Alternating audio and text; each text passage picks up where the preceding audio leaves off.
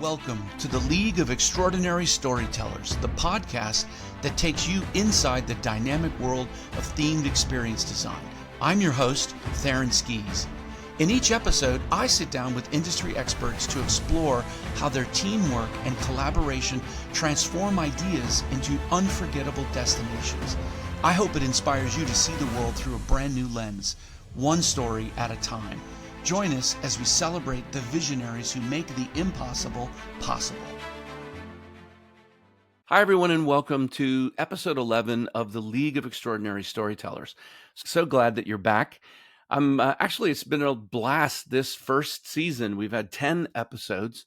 We've invited a whole range of veterans and professionals from the industry to have what I would consider amazing conversations about collaboration and technology and really diving deep into how all of these pros participate in telling stories in various different ways, including hosting educators that have come on, and which I think is really exciting because we're talking about the very front end of the process where they're inspiring and teaching and preparing the next generation to enter this industry. Today, our show is going to be just a little bit different. I'm going to take a slightly different perspective. I really want to go up about 10,000 feet and broaden your view out of location-based entertainment, themed experience design, and really think broader about the larger experience economy. And of course, my guest today is Joe Pine. And one of the amazing things about having Joe on the show for me personally, if I can nerd out for a second, is to have one of your personal heroes on your show is pretty cool. Joe's co-authored The Experience of Economy, of course, with James Gilmore, was such a huge impact on my professional career. I since learned in talking with Joe and spending time with him as he wrote the foreword for my book, is that a lot of members from our industry have told him that they gave them the language that best describes what it is that we do. And as true as that is for me, he also gave me unique guidance at a time where I was leaving Disney and really asking those questions. Does anything that I know, will that apply anywhere else in the world? And his book and his guidance have done just that. So I'm super excited to have you on the show, Joe. Welcome. Thanks, Theron. It's a pleasure to be here. And I don't know about you calling me a hero. I mean, I only write about what you and all of your colleagues and the listeners here do for a living. Well, they say that heroism, you don't choose it, it kind of chooses you. So I'm looking at it from that perspective. People that have a huge impact on your life, you tend to think of as in those terms. And I think that's one of the greatest things that I discovered is certainly about you is that you're very much down to earth, and you're a person that genuinely really cares about not just industry and commercial value, but experiences and the people that are involved. So that's why I call you a hero. So appreciate you being here. Thank you. I'd love to look back a little bit. I know you've probably talked about this a million times, but look back to the first time that you and James put together the Experience Economy and it was published. I'm wondering what was the thing that surprised you the most about how the ideas in the book were adopted, or maybe they were resisted across industries. They've been out since '99, so I'm sure you've seen a lot of that. Anything stand out in those areas? Well, it brings back to what you said earlier, is that the one of the things that surprised me was how many experienced designers there already were out there. And they, sort of came out of the woodwork to to claim the vocabulary that's in the book. And I can't tell you how many people told me that, even my mother understands what I do now. And so that was surprising to see and understand. And it's also, I was telling somebody this earlier, that you think you write this book and you see it as obvious to you, exactly what's going on. Everybody else will see it, and then there'll be this huge change. But there is a delay in what actually happens as people absorb it, as more and more people learn about it, and so everything takes longer than you think it's going to be able to get to the point where it should be. And then the one resistance um, or I'll give you two. When it came out, I did have a lot of resistance to the very notion of an experience economy. That Mm, experiences were a distinct economic offering. And I used to have to argue with people and quote data and so forth and go through all these examples. And so I had this litany of things that I would do because there's always, like, in the audience, there's like one person just sort of like vehemently disagreed. And what I loved is just saying a few things and let the other people disagree with him, right? And that right, was the right. best way to handle it. But there's one industry that I think has such a crying need for experiences and has been, as an industry, outsiders have come in, but as an industry, the one that's least accepted this shift to the experience economy is in fact retail. Very true. Why do we, retail's been so commoditized, particularly after the pandemic, but even before that, why do you go to the store when you can buy anything you want online, right? There's got to be something in it. It's got to be, you're spending your time there, and it needs to be an experience to truly get people to come. And what we've seen since then, I guess this was a surprise as well, is so many manufacturers getting into the experience business. So many of them creating brand homes, as they're often called, flagship locations, and so forth. And even small levels like Lego, I think of all the different physical places that it has, as well as virtual places. That was one of the things that surprised me. I mean, I knew it happened. There's already examples of it happening. You get the Ford, Riverview's factory tour. There are factory tours and that sort of thing.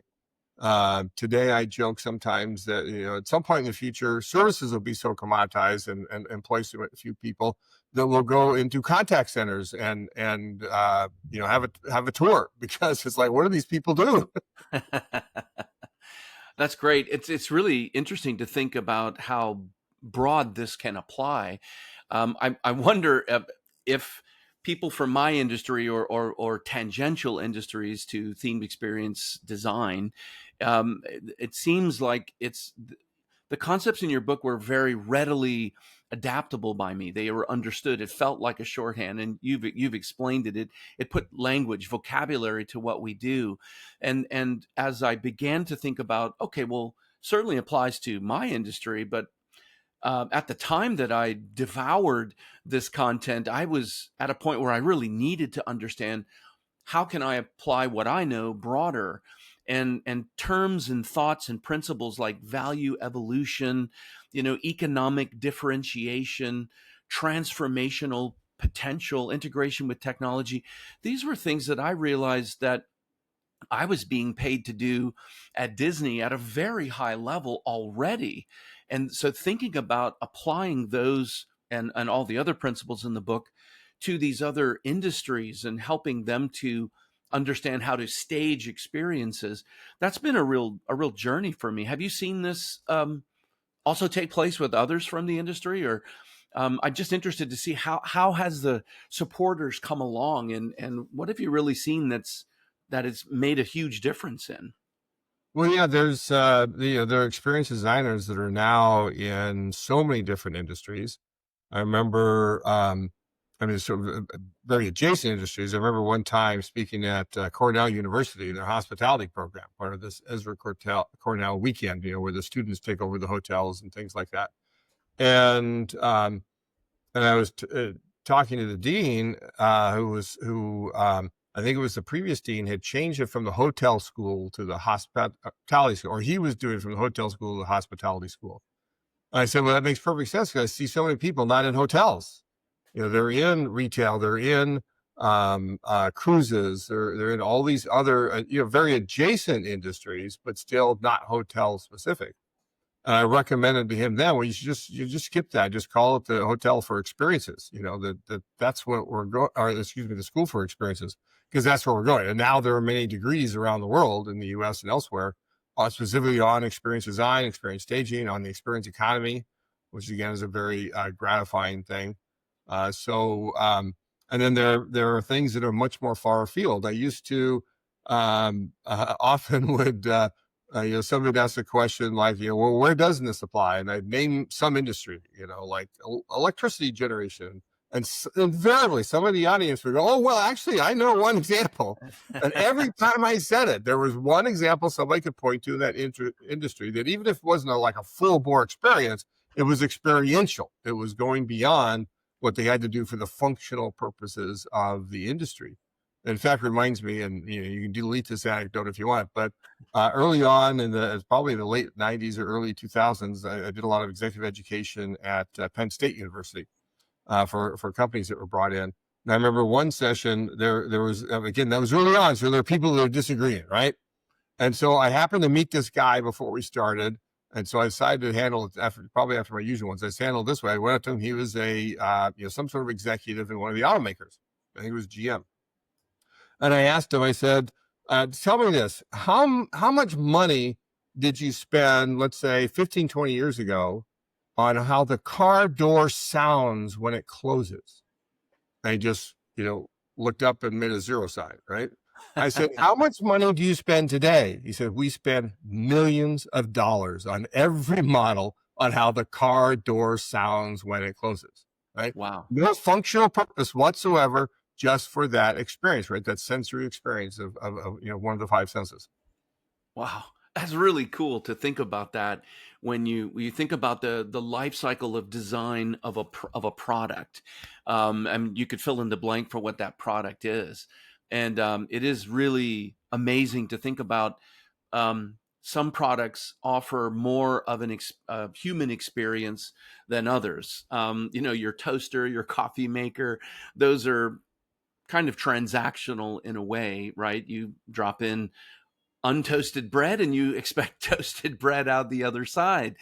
When I talk to students and when I coach people, I say that, look, of all of the design criteria we need to consider when designing a destination, a physical experience, brick and mortar kind of experiences, one thing that we have to consider that's different than other design professions is that what we create has to make an emotional connection with the people who visit and engage with what we create. And that's kind of different, right? If you're designing a refrigerator, you don't have to make an emotional connection with the refrigerator. And more we see that, especially in consumer electronics, where it seems that emotional connection is really made, certainly in automobiles and with your phones and that kind of thing. One thing that there's a question in here, I promise. One thing that I immediately derived out of the experience economy, and it's probably just because it was my focus, was the importance of telling a story. Now, I know you don't go very deeply into narrative and everything, but we now know that our minds store memories in this story format. And so I always say how important it is to have story as your North Star. How do you see story or narrative participating in the experience creation process, or do you? No, it's crucial. It's crucial. I generally call it dramatic structure, of which story is one of the different types of dramatic structure. I think of story as having a beginning, a middle, and an end. But I always influenced by John Jurdy, right? Probably the world's first experience architect that really focused on that experience. At Fremont Street Experience, at Bellagio, Horton's Plaza was where he made his name in San Diego, and the Mall of America here in Minnesota. But anyway, he in his writing and in his talks, he would talk about how experience design is the design of time. Right, and that's exactly what it is. It's the design of time. You're designing the time that customers are spending with you. And it needs to rise up to a climax and come back down again. Otherwise, you're not going to create a memory, right? If you have a flat experience, you mentioned toasters, coffee makers, right? Flat experience. Nespresso, a little bit higher. Nespresso, let's say up there. But that's what story does, right? It rises to a climax and it comes back down again. I first discovered from Brenda Laurel's wonderful book, Computers as Theater, is where I discovered the Freytag diagram from Gustav Freytag in late 1800s. Was the first to diagram how the structure of plays changed over time. It's a 7-stage model, and I often use that model with clients. But then one of the favorite models is something cribbed from the Doblin Group, now owned by Deloitte, which is a 5-stage module, which changed to 5 E's, which is enticing, entering, engaging, exiting, and extending. Hmm. And one of the Awesome. beauties of about that model is to recognize, well, the beginning and the end occur outside of the normal parameters of you think the experience happening. And it's very important to understand that it really begins long before you get there, and it's extended through time. And then there are 3-stage models like the story structure, beginning, middle, and end. I always could, theme park industry, Disney. I think of it as pre-show, show, post-show. Right Right, right. there's your dramatic structure. And there's even a 1-stage model, which is simply signature moment. What's your signature moment? What's a one thing that people remember and want to have happen because it's so famous, which brings up, Pike Place, throwing the fish, Geek Right. Squad, showing your badge, Ed DeBevick's jumping up on the tables and singing and dancing and so forth. Right? What's your signature moment? And that alone will be memorable and cause people to want to return, want to tell others about it. I love that. It's taking me back and talking to you about it. I see all of these parallels to themed entertainment industry, and I'm reminded that I believe you've described Disneyland's opening as a milestone in the shift from services to experiences. What is it about theme parks that seem to kind of embody this economic shift, this industry in general? Yeah, July 17th, 1955. Right? That was a milestone. It wasn't the beginning of experiences. Experiences have always been around. Right? It's important, concerts, plays, circuses, and so forth have always been around. But that was a demarcation point because this obviously was something different. And people today may not understand. I mean, it was before I was born, before you were born. But still in the 70s and 80s, it was a big deal where, all this writing, through decades of how different this is. Some very much on the decrying the fact that you're, commodifying nostalgia and it's never really a real environment and all that, to understand, well, what's a great experience and what a great experience it is. Um, so it really did shift that into thinking about how you design experiences like that. And so again, not the beginning, but really a milestone in the shift from services to experiences. And that's because they design time, right? They design the time. You think about every ride with pre-show, show, post-show. They're Right. designing that time, and they are intentional. Is the word I want to use. They're intentional about everything, which is what the word theme refers to. Theme Right. simply means you're being intentional. You have this idea of what you want to accomplish.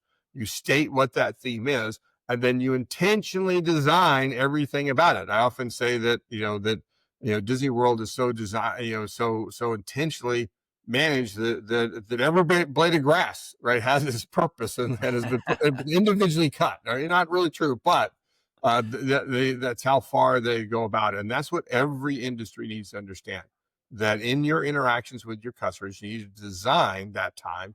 You need to be intentional about everything. And it needs to be based off of a theme, right? And this is core. Theming is core to experience staging. If you don't have a theme, then basically it devolves into everything but the kitchen sink. And if you don't Okay. have a theme, your customers are still going to get a theme out of it. And not generally not verbalized, right, or even specifically thought about, but they gather what it is about this, and they know what it's about, and you're sort of losing that intentionality that you bring into it. Yeah, yeah, great. One thing that I love, and I it's funny. Just last week, I was speaking with a company and kind of helping them with a whole bunch of different things, not just organizational structure, leadership, that kind of thing, but as they are scaling and growing, and one of the things that I was talking about was just that the word theme, and it's one of those words in the category of not well understood and quite abused words in the story structure world. Theme means it's the meaning behind your Right. story, right? Right. It's redemption, it's recovery, it's romance, it's man versus nature, etc. And so I often have people that because I really am an evangelist in this way about the use of story narrative structure in the creation of not just brand value, but emotionally connecting experiences that bring customers back over and over and over again. And so I often get the question, well, in themed entertainment, that's easy, right? You're in Tomorrowland. You're telling a Right. story about a future adventure. Your story is kind of baked in. If you're telling a story about a retail brand, what story do you tell?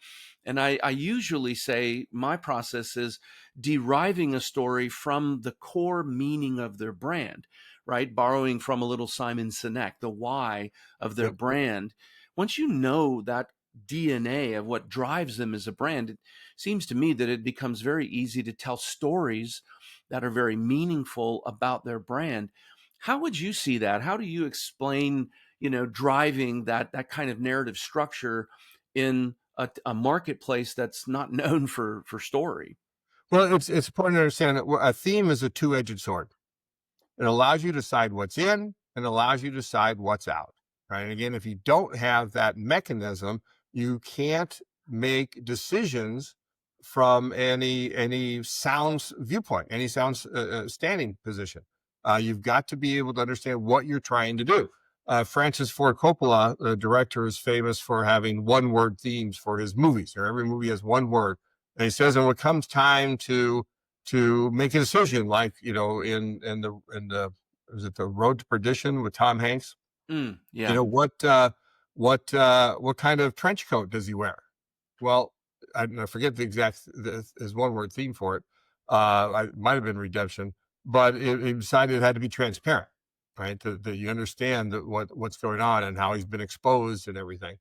I tend to like three-word themes or close to those, just little short phrases that everybody in the business remember. Because here's the other thing it does: it helps you align all of your Right. employees, right? All of the workers, even contractors that you have, with what you're Absolutely. trying to do. One great retail example, I think, is the most vibrant retail and experience in the world is a grocery store, and that's Italy. Great point.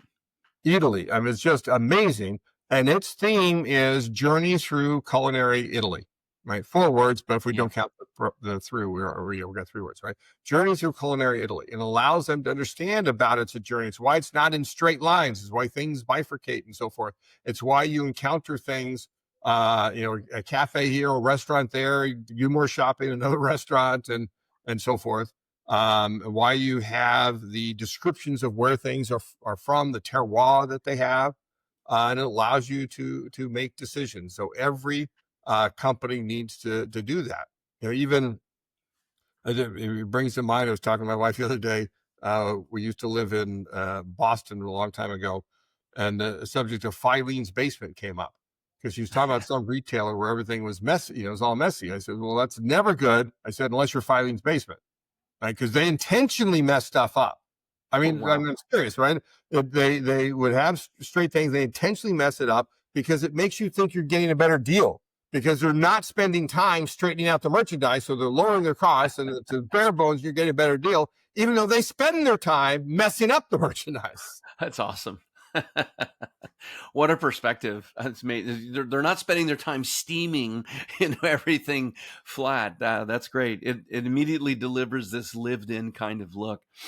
I love that. One of the things that I know that a lot of companies struggle with is telling a message, creating an experience that's consistent across various touch points, right? We live in a very on purpose world where technology has given us the ability to get information in a very effective and fast way. So engaging with the brand through a social media post or a website, or walking into a store and engaging not just with the product that happens to be in the store, but with an employee. Maybe you've got a post purchase process where you're on the phone with a call center for that brand, and that call center's in Southeast Asia somewhere, right? There are so many diverse touch points now for the brand.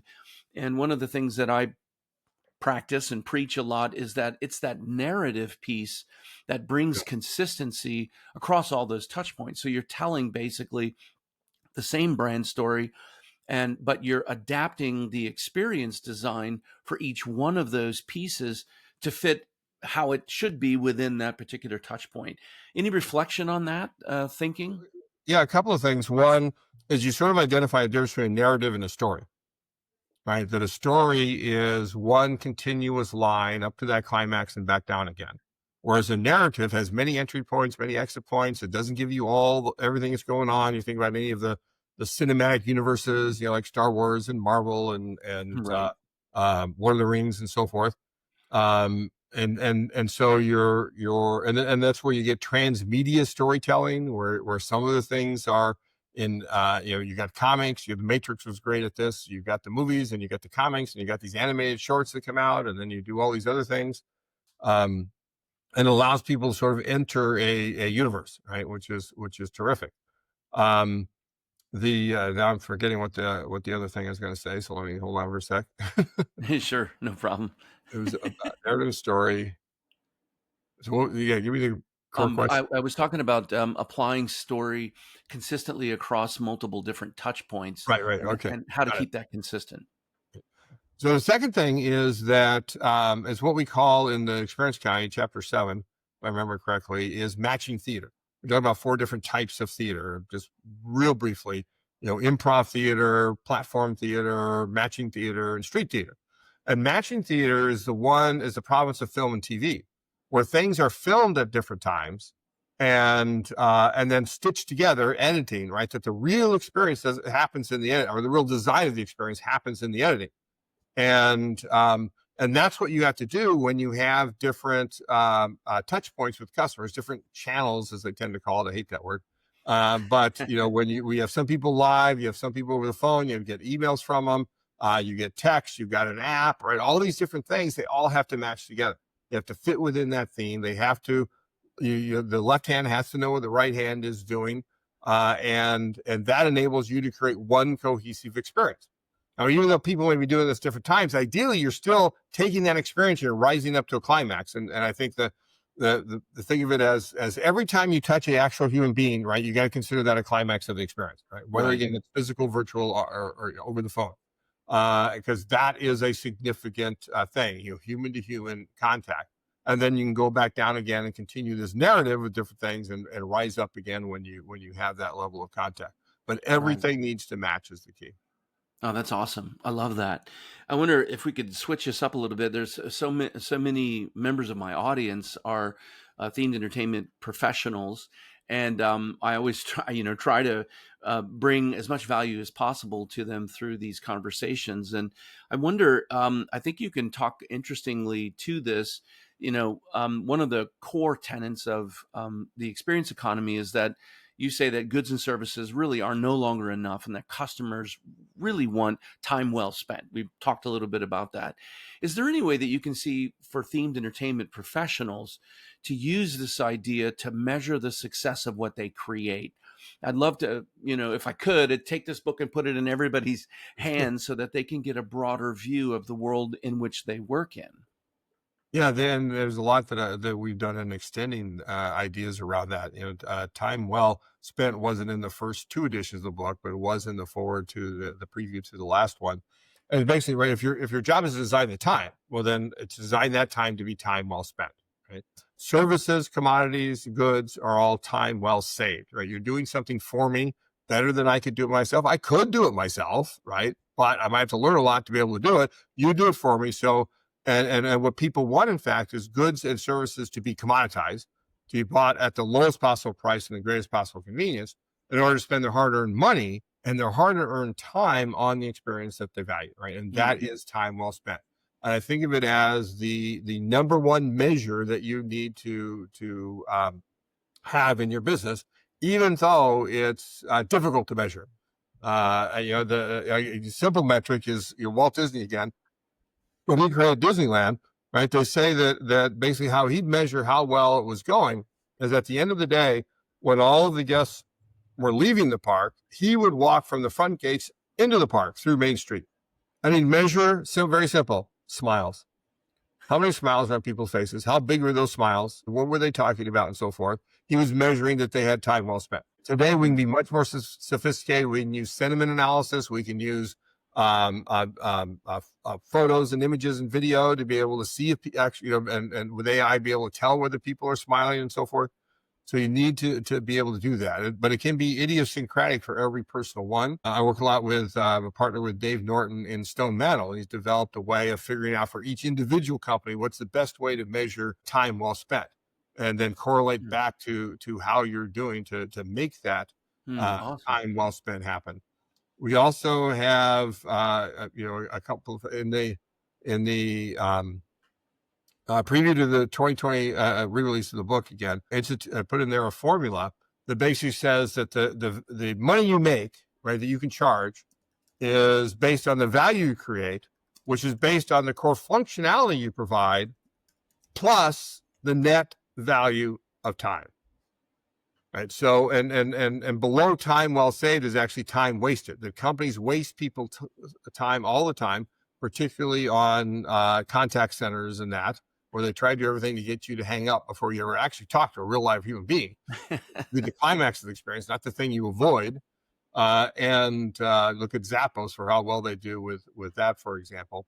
So that time can actually be negative, right? When you waste customers' time, they're going to demand implicitly or explicitly a discount on what they would have paid if you hadn't wasted their time.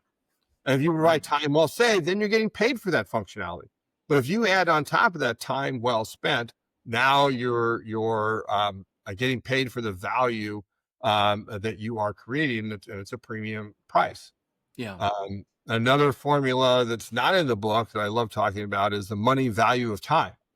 That there's again, what time is so important of this, and the money value of time is basically the minutes that people spend in your place divided by the dollars that they spend. And so basically a good experience. So when I did this research 5, 6, 7 years ago, before the great inflation that we've had since the pandemic, you go to a movie and you spend, let's say, $10 for a 2-hour movie that works out to exactly 10 cents per minute, right? So that's a good experience. But at the time, you go to Disney theme parks, you're paying 20 cents a minute, 20 to 30 cents a minute. Now that's 40 to 50 cents a minute. Right. Right. You go to an escape room, that was then 50 cents a minute. You do some of these immersive art experiences, they're often 80 cents, $1 per minute. Now there are many companies that are getting over $1 per minute that you spend in their place. And that's a very basic function. You can do it across industries. Like you can even say, well, Starbucks, if I spend an hour in the place and I spend $5 on it, then that's 5 cents a minute, right?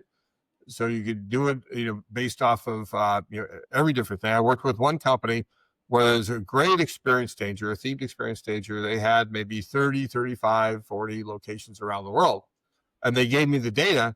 And I showed them, I did the money value of time, and you can see this is your best performing one, right? That it gets the highest MVT, and down here, it's the lowest performing one. Now, you want to do a real analysis, you got to take into the money exchange rate, the dollar to everything. But based on that, you can actually measure and see what you're doing, and maybe you want to learn from the best and pay a little more attention to the worst to be able to figure it out. That's a great tool to use, very handy, and you don't need a lot of math skills, which is always appreciated. You mentioned Starbucks. It was going to be something I was although I think I said it backwards. I guess it's dollars over time, so it's 10 cents per minute, right? So dollars over time. I think I said time over dollars before. Sorry. Got it. No, my ears perked up when you said Starbucks for a couple of reasons. One, I had the pleasure of working to integrate Starbucks into Walt Disney World when the Disney company made the decision to, collaborate and partner with them. And that was really an amazing experience, deeply understanding their DNA as a company, their culture, and really crossing that over and blending it with the Disney culture. It was really great at the time, but so much has happened in the time since the pandemic. And since you used the Starbucks story as your example, I just thought I'd bring it up because I'd like the audience of experienced designers and creators to kind of think through this a little bit. Could you just give us a bit of an update and thinking on the creation of story-driven sort of physical destinations like that? Yeah, I've long used Starbucks as the example. It begins the book as the opening example because everybody in the world knows coffee, and Right. can see the progression of economic value that coffee starts as beans at 2 or 3 cents, again, now probably 3, 4, 5 cents per cup. Goods, 5, 10, 15, 20 cents per cup. Services, 50 cents, dollar, two per cup. But Starbucks and others like it, you're spending 3, 4, 5, now 4, 5, 6, 5, 6, $7 per cup. Right. But over the they've had several episodes. Every time Howard Schultz came back, they've fallen down. But they have several episodes, but in the last 4 or 5 years, they've particularly fallen down since the pandemic, and that's basically because of the rise of mobile ordering. And a professor friend of mine, Louis Etienne Dubois, at the University of Toronto, and I wrote an article for the Harvard Business Review last June, a year ago June, where we talked about how Starbucks is devaluing itself. It's commoditizing itself. It has it started taking away the comfy chairs. It started taking away the outlets. It has the biggest one again. The writing on the cups. They machine write your order on it instead of hand write your order, taking away that level of authenticity, which is so important to the brand. And then mobile ordering, where everybody's competing for it, and you order something, it's taking forever when only 2 people came in. You're going, what's going on? And there's Right. a question there to figure out. And it's been terrible. They've been getting beaten a lot. And I have to say it was a coincidence, but 3 weeks after we ordered that article, which was up to the highest viewed article of the Harvard Business Review, they fired the CEO. They brought in a new guy who, for the most part, until very recently, has been doing it. You write down the list of these are the things that we said. And you need to view it as time well spent. You don't want to get rid of people. You just separate out the mobile ordering from or mobile pickup. Is not the ordering is not the problem. It's the pickup that's the problem from the regular services. So you just need to pay attention to what it is you're about. You need to go back to that original Starbucks story of what they're trying to do to bring this Italian coffee culture to the world, which is all about spending time. It's not about the coffee itself. Right. I know in those days when I was working very closely hand in glove with them, we had these great conversations. And it was my impression, having spent time in Europe in coffee shops and pubs, and understanding that it was more than just a transactional experience for food or drink. It was really about community and gathering and time, as you described it, time well spent. Right. And I often thought of Starbucks in those days. This was, oh my goodness, 10, 15 or more years ago, maybe 20 years ago, a while ago.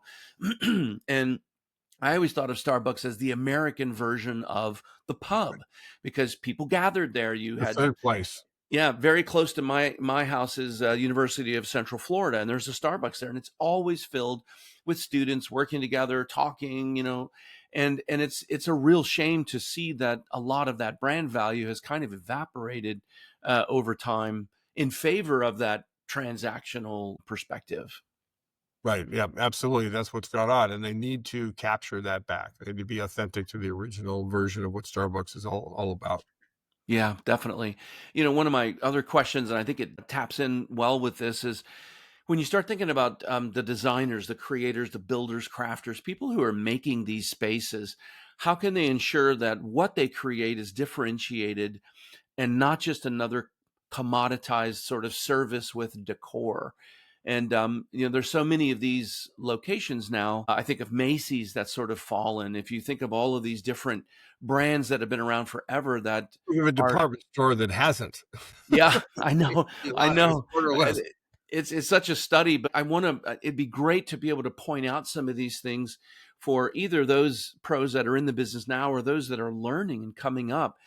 How do we think about these spaces differently, and creating differentiation? Well, when you look at department stores in particular, you need to think of, like a theme park, there are places within the place, right? That you need one overarching theme for the whole thing, but you have Tomorrowland and Fantasyland and Adventureland and so forth. You need to have different themes for each one of those that all are fit under the umbrella. And then each individual ride, like individual department and rack of clothes, needs to have its own theme about what you do. And a key aspect of it is how the people represent that theme, which is understanding that when you stage experiences, work is theater. And it's not a metaphor, not work as theater. It literally means work is theater. When you're in front of customers, the guests of the experience, and whatever business you're in, you're on stage. You need Right. to act in a way that engages the audience. And they're the ones that fulfill that story. They're the ones that make it happen. in that experience. So it's the other key after theming. So it's a second key thing you have, particularly for any physical business with any human contact whatsoever. Absolutely. I'd love to tag on a little bit to what you're talking about. And in the experience economy, you talk about the four realms of experience: entertainment, education, escapism, and aesthetics. And for our audience, what role do those realms of experience play in building memorable worlds, right? That's kind of what we do in our industry, is this really big view of an experience. First, a small correction, which funny is I'm getting this even more and more lately. Reviewed several academic things. It's entertainment, it's education. It's not escapism. It's escapist. Escapist. Escapism is about wanting to get out of your life, and because you have a bad life, you want to retreat to all these different things, right? Escapist is simply the notion that you are having a very active, immersive experience. And aesthetics, whether with an AE or not, is not the same as aesthetic. Aesthetics is about the philosophical study of beauty, but aesthetic is about the built environment. And it's an architectural term we got from Michael Benedict, a wonderful book for an architectural reality. And the key with each one of those is recognize that the best and most robust experiences hit the sweet spot in the middle Mm, and have elements of all four of them. It always bugged the heck out of me when Disney would always say it's in the entertainment business. Well, yeah, your movies, your Wonderful World of Disney, but your theme park is escapist at its fundamental degree. It's immersing you in this place that you are actively involved in. The experience wouldn't be the same without you there. And so you need to figure out which one is your center of gravity, which one of those four. I've done a lot of work with educational companies, for example, lately. And I talk about, well, we only have a word for merging two of these. It's edutainment, right? That you right. make your educational experience entertaining, because then people pay more attention to you and they learn more as a result. But there's also eduscapist experiences, right? Let's combine educational escapist. What's that? That's called a field trip, right? We go someplace else to be able to learn. And Right, then right. you need to think about the edusthetic, which is the environment in which people learn, whether it's a physical or virtual place, which greatly impacts how much they can learn, how much they can do. As we learned during the pandemic, when students were put in these very non-learning environments where people were working from home in very non-viable working environments and so forth. Right. So figure out where your center of gravity is, then reach out to the others and be able to create elements of those that really make it hit that sweet spot is the key. Awesome. Yeah, great examples too. I love that. On this show, I mentioned, I think before we got started, that we often talk about the teams that are creating these experiences. And when you're working in this world of themed entertainment, location-based entertainment, it's so cross-functional. There's so many different types of professions that are required that I do try to spend time talking about how those teams are integrated together. Often there's lots of sparks flying, but I'd love your thoughts on how business leaders can better empower their project teams to deliver on the principles of the experience economy. We talked about a lot of different things, but can we boil it right down to the leaders themselves and empowering the teams to pick up these principles? Well, to extend the theater model, you can think of them not as teams so much as ensembles. And the key thing is to then recognize in an ensemble, each one has his place. Each one has a strength. Each one comes to the fore at different times during the project, so to speak, or during the operation of it. And you need to have everyone involved. You also, from a leader standpoint, need to create great employee experiences in order to give them the wherewithal to create great experiences for customers. Right, And right, so that's a key element that not too many people, really figured out and really understand is what are the employee experiences that we stage and we create that allow people to learn, to develop, to bring their best, to bring their brightest to the jobs that they are doing. And I'll say one other thing that takes theme and applies internally with big external component, and that's to think about not just having a theme for every experience, but for the entire organization, you need a meaningful purpose. right. Ideally, it's at the top there, is not just a first line manager. There's too much going on, but you need to have a meaningful purpose that aligns what everybody body is doing, so that they know the direction of what's there to go. Right? It's really the North Star. It's also a two-edged sword. It allows you to decide who's in and who's out of the organization, not just what do you do and what don't you do. Many people, that they don't align with the meaningful purpose, then they'll eventually leave. And when you hire people, you need to make that front and center. This is our purpose. If that doesn't align with who you are, right, then this Right. is not the place for you to go. Right. So you get that very cohesive ensemble that is doing the work as well. Right, right. So critical what you just said. There's so many people, colleagues and people that I've worked with, and we have a tendency, especially when you work in with legacy brands like Disney, to be so guest centric, and that's very important to think about the end, especially when you're in the beginning. What will you deliver, and how will the people that you're building it for, you're creating it for, how will they experience it? And one thing I used to always focus on is the cast members, the employees, right? In a sense, they're like a second group of users. Actually, they're the first group of users, and the guests are the second group of users. And if an employee is in a scenario stuck in a dark ride somewhere, and that is really uncomfortable and fatiguing from them, they're going to deliver a pretty bad performance, if you will, to the guests. And it doesn't matter how great the scenario, the environment, the experience is, if that other human being is just not a part of the experience in a real positive way, then it can drag it down. And I've really seen that in the rest of the world as well. It doesn't matter if it's retail or dining. And so everything that you just said resonated so deeply, that story, that meaning at that top level, and even though we use it to create and design the experience, we can't forget about the employee. They've got to be engaged in that process, so they're representing that experience in the right way, the best way. Right. I hadn't thought about this in that standpoint, but I often create a story for people. I work with clients. I work with them to develop that meaningful purpose. And then I write a manifesto, page and a half or two of prose, that declares who they are. And Mm, almost always it starts from their heritage, right? This because you always want the meaningful purpose to arise from your heritage. You don't want it to come out of whole cloth. So yeah, what is right. the heritage and how do we fit into that?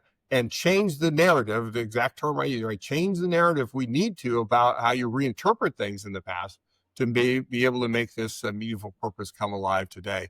And that puts meat on the bones that everybody can ascend to the proposition that this is who we are. Yeah, super powerful. I'm so glad we got a chance to lean into that. I do see that if there's an area that I would really highly recommend of students and new professionals coming into at least this industry, that you can't forget about the cast members, the frontline employees, the brand ambassadors. These are the human beings that will bring those environments that we work so hard on to life in a way that all the other stuff that we put in there just can't do it.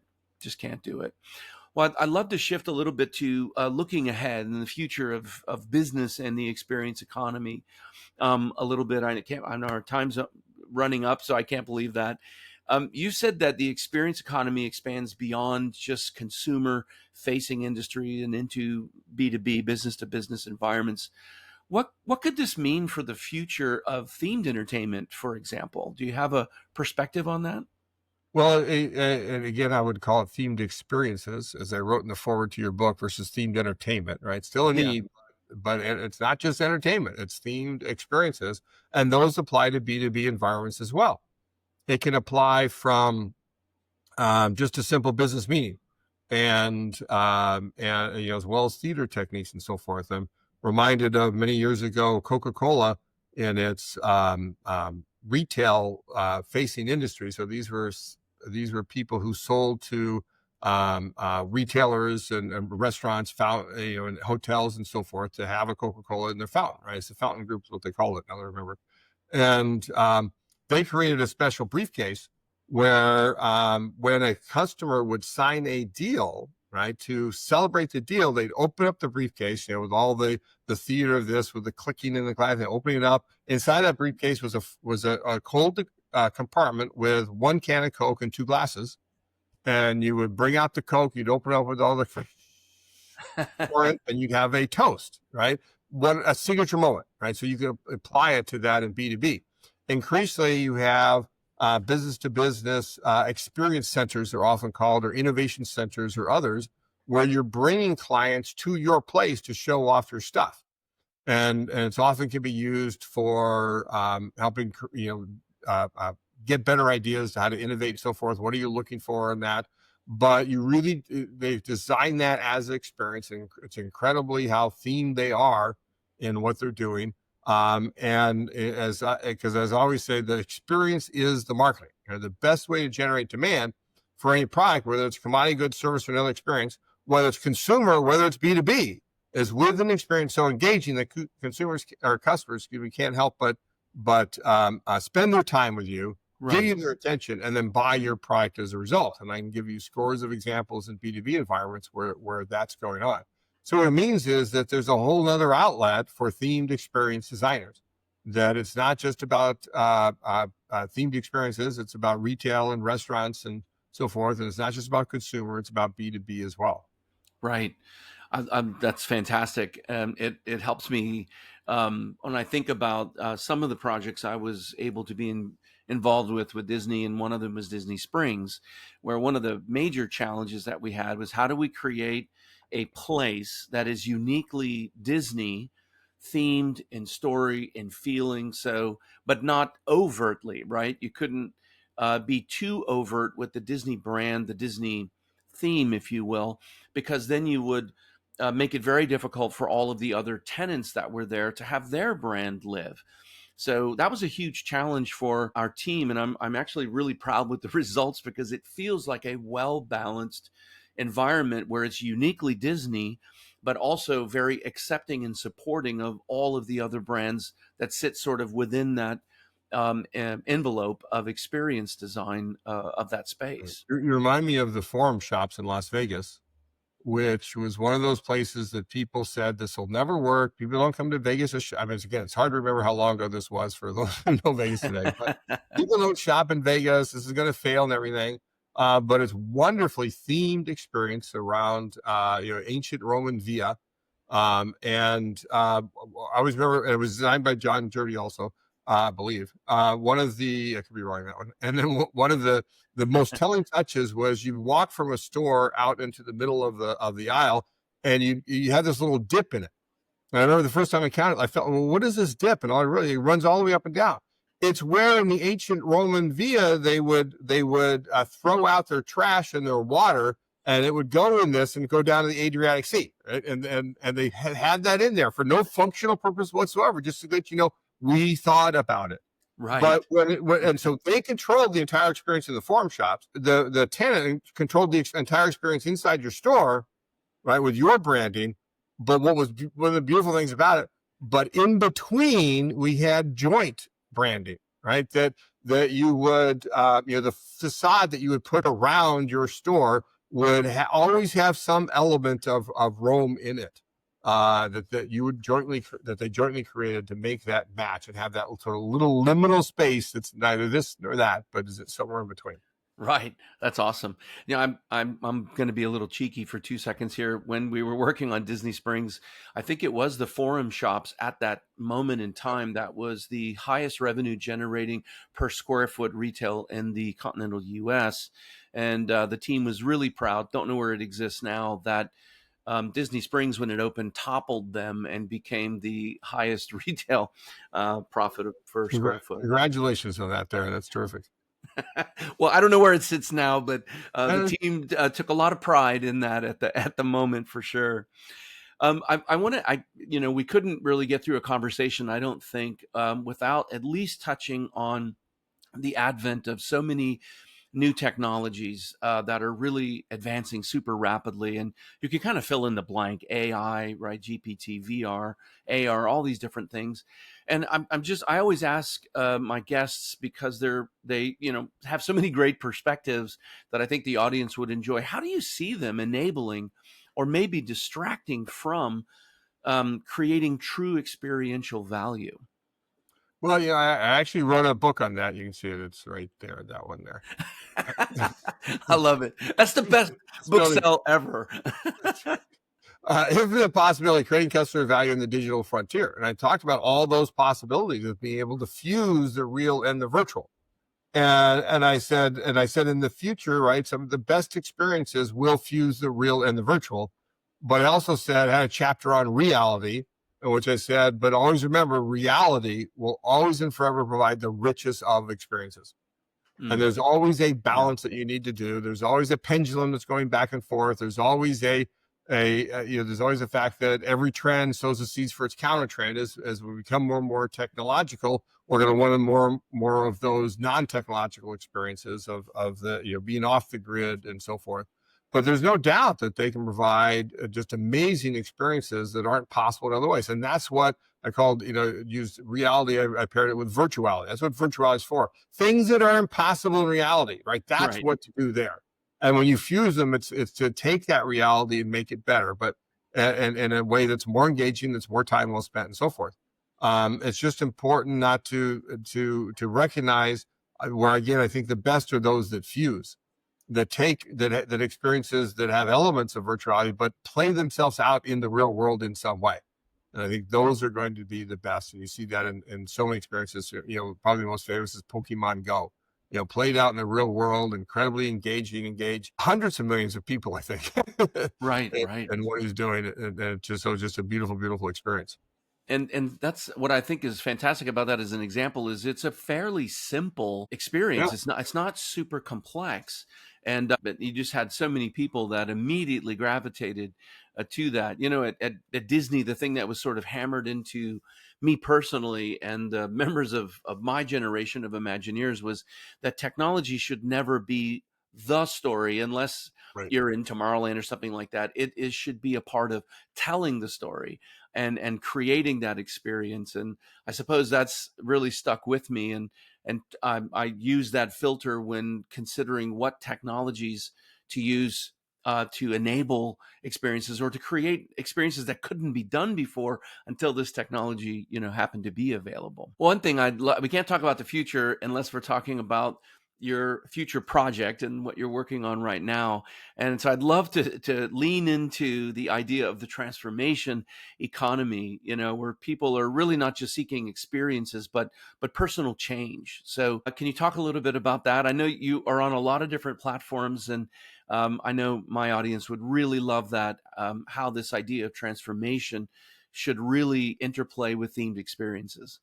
Yeah, well, it's something that's been there from the very beginning, even before we wrote the book on the experience economy. When I first discovered it, I recognized that experiences were not the end all be all, that there was one more level of economic value in this progression of economic value, as I call it, from commodities to good to service to experiences.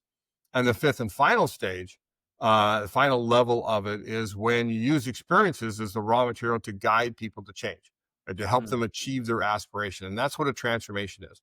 It's helping people achieve their aspirations, help them become who they want to become. And there's no more economic value you can create than to help somebody become who they want to become.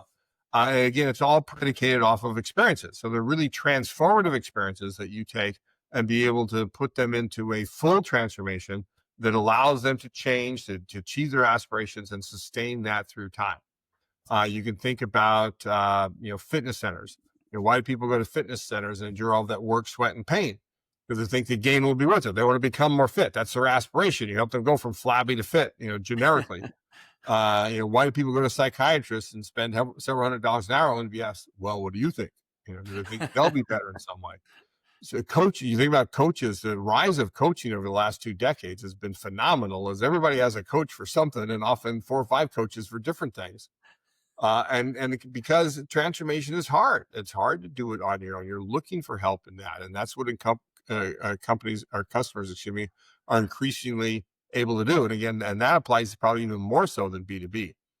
And the idea is to think. You mentioned this earlier about your why, right? What's your why? Why are customers buying your offering? Then why do they want that? Why do they want that? Why do they want that? Ask 5 whys, as the saying goes, to be able to get down to that core aspiration. Say, okay, how can I do that? How can I help my customers achieve that? Right? right. That's much more important, and gives you that great economic value. And a way to think about it is any business that's in the business of of helping people be healthy, wealthy, and wise is in the transformation business. To which I add one more, which is finding meaning in your life. Mm, Right. absolutely. I call these the 4 spheres of transformation: health and well-being, wealth and prosperity, knowledge and wisdom, and purpose and meaning.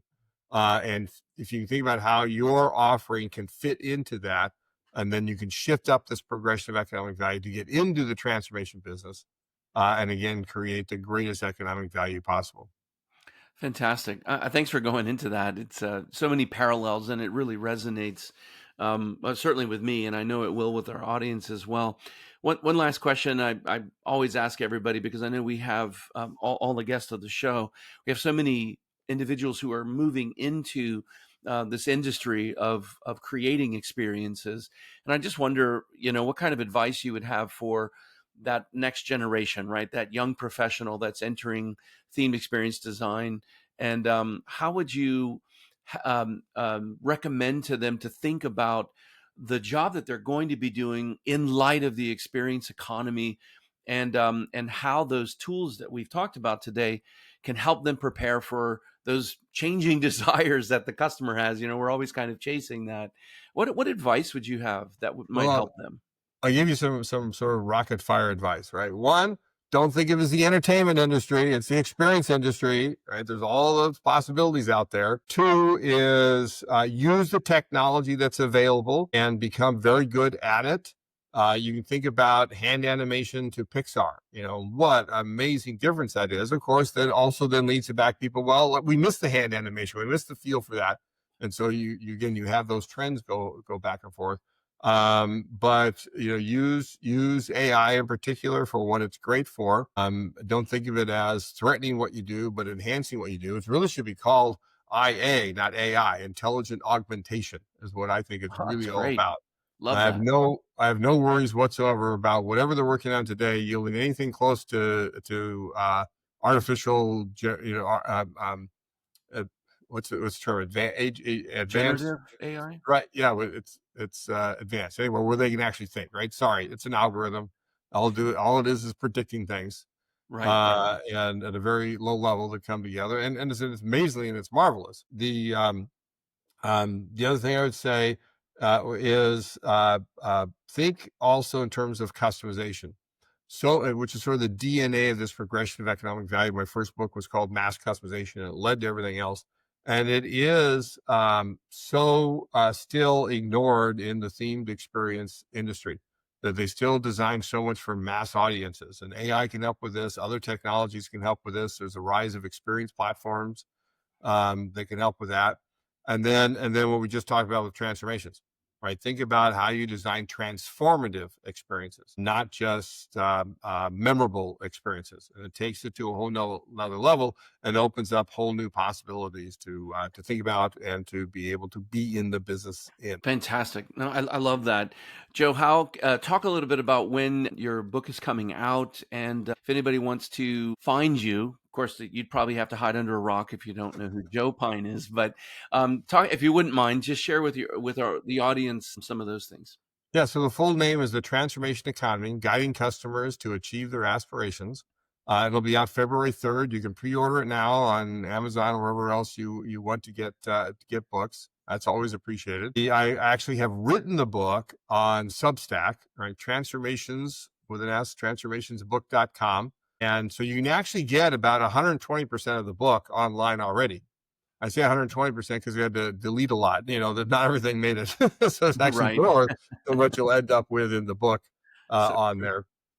And so if you want to start learning about it now, you can go ahead and do that. You can connect with me on LinkedIn easily enough. Joe Pine, just look that up. Our website is Strategic Horizons. There's an S there too, strategichorizons.com, that talks about all of our offerings and a lot of ideas and everything. We actually have an experience accounting expert certification course that some of your listeners might be interested in, both the physical and the virtual version, to really understand this stuff, all the ideas, principles, and frameworks in the book from a visceral level, not just an intellectual level. that's fantastic. I often am preaching about how important it is, the experience that we gain in our industry, themed experience design, and how that can be applied broadly. So I love the idea of my audience going and exploring more of the elements that you offer as well. It'll certainly, like it did for me, I'm sure, open up their minds and thinking much broadly and beyond the beyond the berm of a theme park, so to speak. Yep. Joe, thanks so much I for love that, being beyond the here. berm. That's a great phrase. Sorry, one more time. I love that, beyond the berm. That's a great phrase. Beyond the berm. Yeah, when you work in a theme park industry, you often are thinking in a sense inside the berm, right? Whether it's Universal or Legoland or wherever, Disney. And when you kind of break through the berm and take those principles out into the world, it's a lot of fun, and I've really enjoyed that the last 5 years. Super. Thanks so much for being a part of the show, Joe, and thanks again for writing the foreword to the book. It did everything that I was hoping it would, and it set up my readers to think about the world of themed experience design much larger than just theme parks or ships or hotels or resorts. And it's really been a blast having you on the show. Thank you so much. Thank you, Theron. It's a pleasure to be a member of the League of Extraordinary Storytellers. Awesome. Bye, everybody.